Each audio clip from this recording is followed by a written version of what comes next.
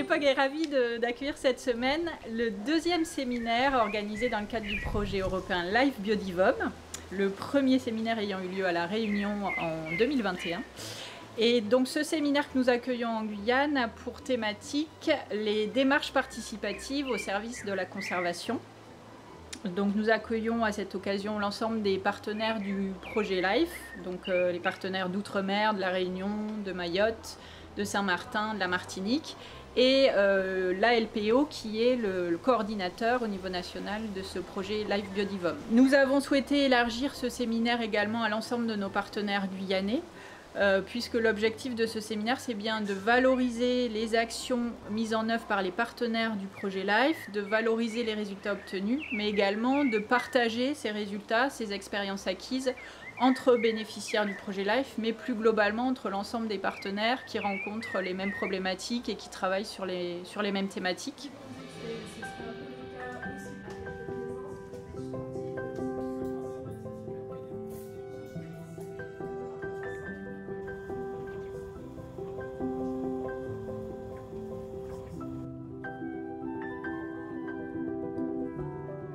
Nous sommes donc en Guyane, c'est le GEPOG qui reçoit tous les bénéficiaires du projet Life Biodivom pour un séminaire qui a pour objectif de restituer, expliquer ce qui a été fait dans le cadre du projet Life Biodivom depuis 2018, mais en mettant en lumière deux axes particuliers qui sont essentiels pour la conservation, c'est le dialogue territorial et la mobilisation citoyenne.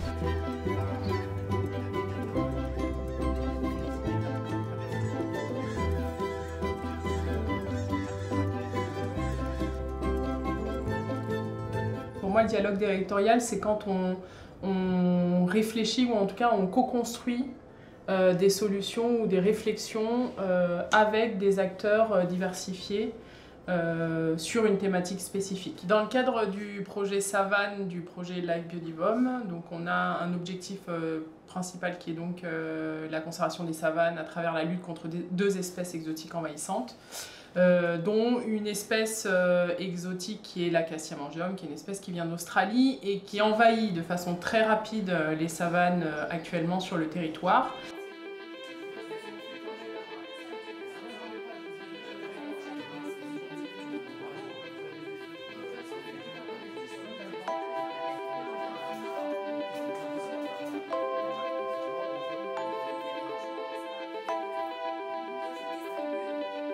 Dans le cadre du programme Mérou du projet Life Biodivom, donc on a fait appel au dialogue territorial et notamment à un processus, on a mis en place un processus de concertation qui nous a permis de réunir des pêcheurs, des gestionnaires, des décideurs pour arriver à définir des propositions, des pistes de propositions pour la gestion durable de l'espèce, mais aussi des pratiques. Et donc pour arriver à ça, on a mis en place des réunions qui ont permis de réunir toutes les parties prenantes afin d'arriver à définir vraiment collectivement ces propositions, trouver des compromis et surtout comprendre les intérêts des uns et des autres, les besoins des uns et des autres.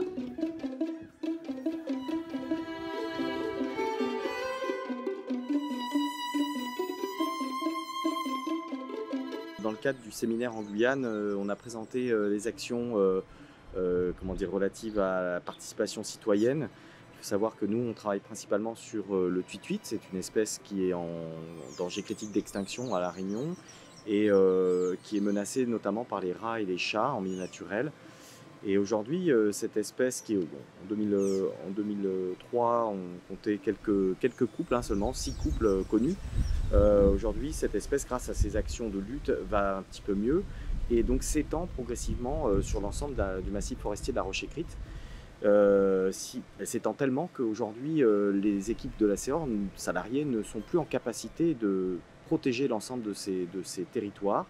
Et donc on fait appel à des bénévoles qui sont impliqués dans ces actions de lutte contre ces prédateurs introduits. Le résultat est vraiment très positif puisque à peu près deux tiers du temps nécessaire pour réaliser ces actions de contrôle des prédateurs est réalisé par des bénévoles tout au long de la période favorable pour lutter contre ces prédateurs.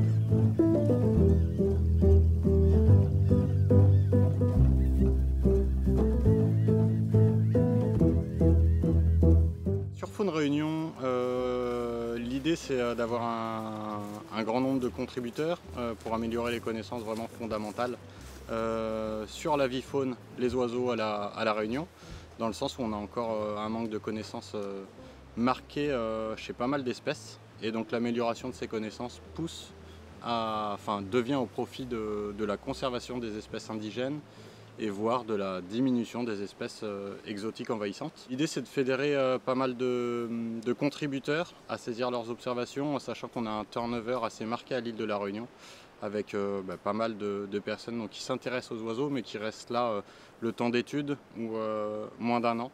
Et il faut à chaque fois renouveler, donc essayer de former les locaux, ce qui peut demander du temps. Donc il y a une partie salariée et puis une partie bénévole qui aide à la validation des données, etc. Voilà, on est à peu près 450 contributeurs avec une vingtaine de contributeurs réguliers. Les données de Faune Guyane servent en fait à un grand nombre, une grande diversité d'études et d'analyses qui sont faites à partir de ces données. Et notamment, elles sont utilisées par des bureaux d'études ou par des scientifiques ou par des associations ou des gestionnaires d'espaces protégés. Et quand on fait l'analyse de toutes ces études, on se rend compte que la grande majorité, elles ont des applications directes pour la conservation de la nature, que ce soit au niveau spécifique ou au niveau des espaces naturels.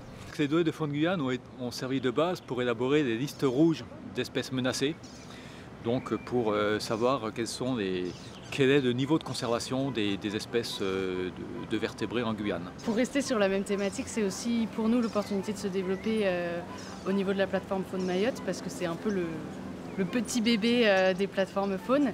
Et donc on a encore beaucoup à apprendre, mais c'est super de pouvoir en discuter en direct avec les collègues de La Réunion et de Guyane pour voir où on en est, et au moins ils nous rassurent sur le fait que ça va venir et que ça va fonctionner.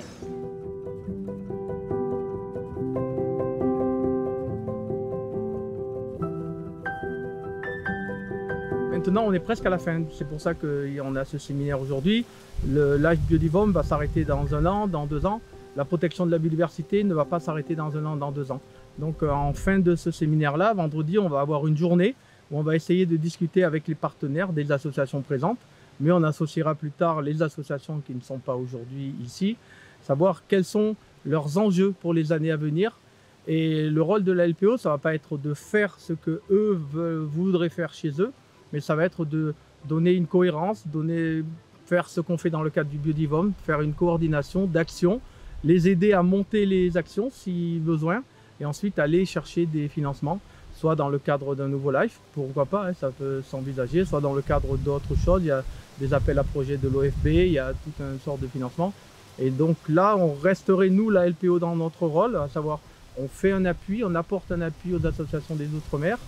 On reste également dans notre rôle de protection de la biodiversité des Outre-mer. Et là, je pense que tout le monde serait content.